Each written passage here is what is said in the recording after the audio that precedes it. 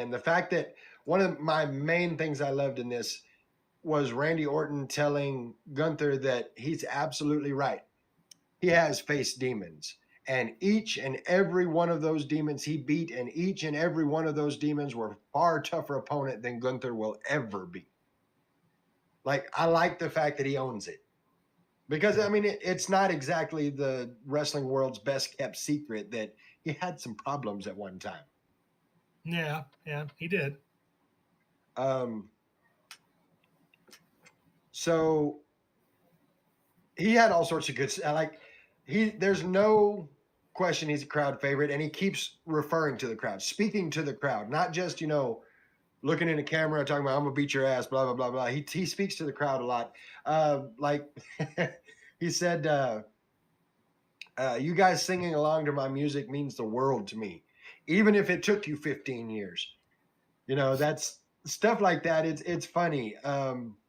He told the crowd, you've watched me grow up and get humbled time and time again. Gunther's never been humbled, but this Saturday in Berlin, that's exactly what I plan to do. Like, you just can't get more over right now than Randy Orton. It is what it is.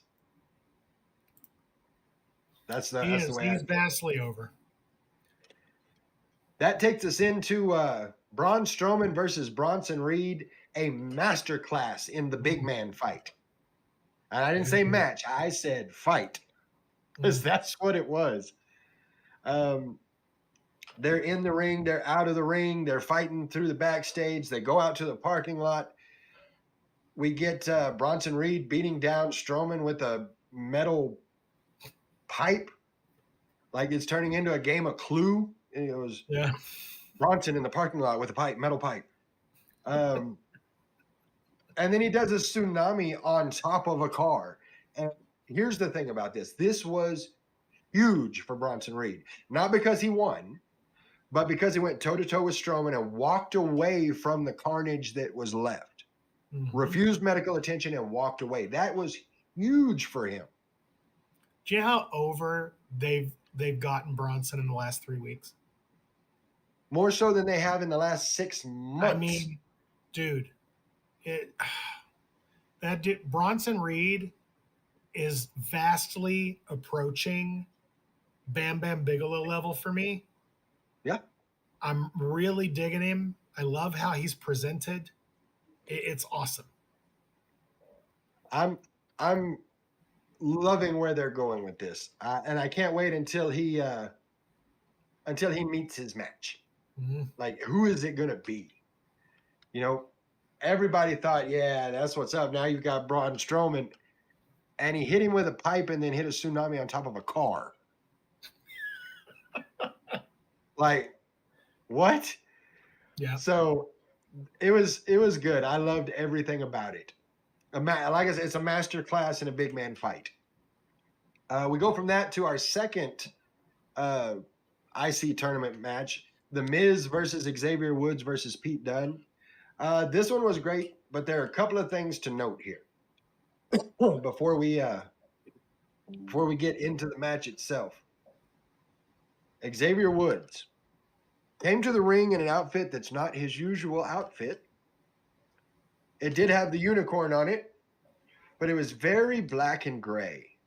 Mm-hmm. What else is black and gray right now that has to do with Xavier Woods? So planting the seeds, watering the seeds. Yeah, I think this is the thing. Yep. I wasn't real sure. Like, I didn't pay attention to any of the other intros because I was like, wait a minute, that's not the outfit he usually wears. Triple H has me to that point where it's like, wait a minute, his outfit's different. Do you remember last week after the show, the promo with Karrion and Scarlett? Mm-hmm. Okay. So what did Scarlett tell Karrion to let them do? Let them rot. That's to remind me, I've watched a lot of wrestling since then. Scarlett told Karrion, just leave them alone. You planted the seeds, you're poison, let them rot. When wood or drywall or anything gets a fungus and starts to rot, what color does it turn? It turns black and gray. And there we are. There Little we are. tiny things that are being done to further a story. Hmm. And that's what I like about it is it's the little things. It's not I'm very much angry, so I'm with these guys now. Screw these guys. That's some AEW shit. So, This yeah, is the this yeah. is little things that mean big things. So I Mhm, loved it. And all three of these guys just absolutely killed it in this match. mhm. And while I honestly figured Woods was going to end up with a victory in this one, it was great to see Pete Dunne pull off the win because this is what I was talking about earlier. You've got these over stars that are like Jey Uso that are going to be in this thing, but you've got those that are right on the cusp, like Pete Dunne, that can be elevated by this kind of Mhm. match. And I love Well, the look, fact that they're going to put a mixture of the two. here's what's so awesome about it. Every one of these guys in this match has something going on.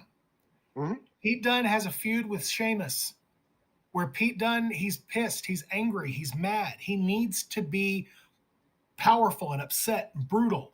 And that's what he did here. Yep. Xavier Woods has an ongoing story with Kofi Kingston. He needs to be protected, so he didn't take the pin. Miz has a story going on where he said flat out, I've tried to do the right things and the right things don't get me anywhere. So he can eat the pin because he's the one who's going to end up turning heel here pretty quick. So I don't everybody hear. in this You watch match, your mouth, sir.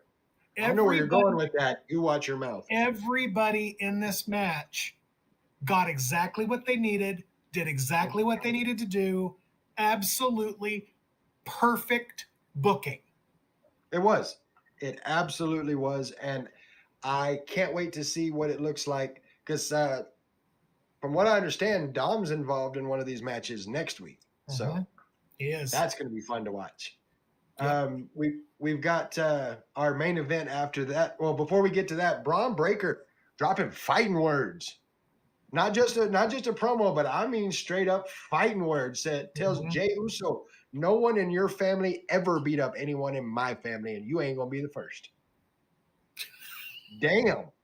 'Cause, I mean, that goes all the way back to the Wild Samoans, the Head Shrinkers, and the Steiner Dude, brothers. the Steiners fought the Samoan SWAT team in Mhm. WCW before they both came to the WWF and then had their WrestleMania 9 match, Steiners versus the Head Shrinkers. Yep. I mean, That's what I'm saying. they've been connected for 40 years. And every bit of that 40 years came down to a 2-minute promo Braun Breaker put out in Raw. Yeah. And I mean, how do you, man, your family ain't never beat up nobody in my family, and you ain't gonna be the first. Now see, Damn. I know Samu is not in the greatest physical shape, but Rikishi can still walk out there. I don't Mhm. know if Samu can still do that, but I know that both the Steiners are completely capable of taking a walk to the ring. If Samu was available to do that, I would love for that tournament to come down to Jay winning it and get a Jay Braun match Bad with, blood. with the Steiners in Braun's corner and the Head Shrinkers in Jay's. At bad blood. How cool would that be? Yeah. Trips, you listening? Yeah. That would be outstanding. But I this is the thing I'm talking about with WWE wrestling right now. A 2-minute promo from Braun Breaker encapsulates 40 years of history between Mhm. two families. Yeah. Yeah. It's insanity. Yeah. That does take us into our main event, Uncle Howdy versus Chad Gable. Taylor Rotunda stepping into the ring for the first time since 2019 when he broke his neck. Yep. And this match was everything I hoped it would be and more. Chad Gable is undeniably one of the greatest talents in the business right now. Nobody can convince me otherwise. Mhm. But this one was special. And I said this to you earlier today. Or no, it was yesterday. The number for this match was 367. 367. What does that number mean? Uncle Howdy is having his first match back with WWE 367 days after the passing of Bray Wyatt, which is where all of this comes from.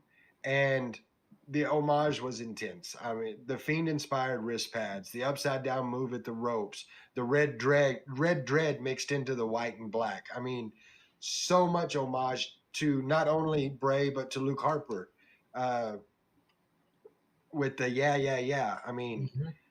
Yep. it was a lot. It was a fitting tribute from Taylor.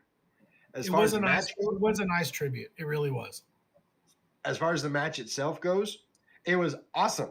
Like Howdy Rock started off. Howdy rocks Gable with knees and then picks him up and dances with his limp body all around the ring. That was cool as hell. Which Like, Bray has done before as well. yep, that was also homage. Like, I thought it was great.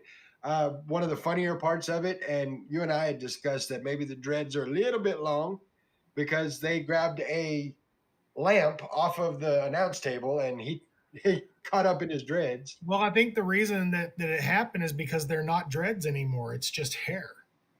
They Fair. pulled it's just stringy hair. For some reason, when he's not wrestling, he's got dreads on the mask, but when he wrestles, he's got hair, which I Just think is hair. it's getting in the way. I think it needs to be And maybe it cut should or go pulled back back. to dreads. Yeah, And I think that would help. I think that would of course, you're going to get people who you get the internet trolls that have problems with everything. And one of the things I'm reading is, well, he needs to do a different mask because his mask when he's not in the ring looks so much